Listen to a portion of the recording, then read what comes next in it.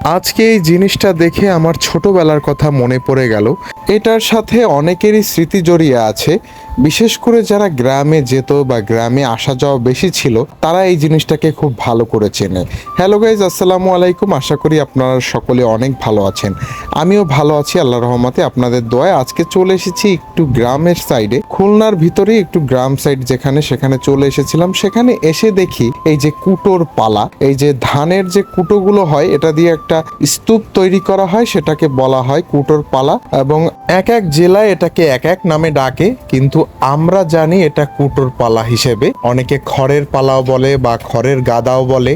এই জিনিসটার সাথে কিন্তু আমাদের ছোটবেলার অনেক স্মৃতি জড়িয়ে আছে। আগে যখন গ্রামে যেতাম তখন কিন্তু এটার পরে উঠে যেতাম, উঠে যায় স্লিপ খেয়ে পড়তাম বা এরপর লাফালাফি করতাম।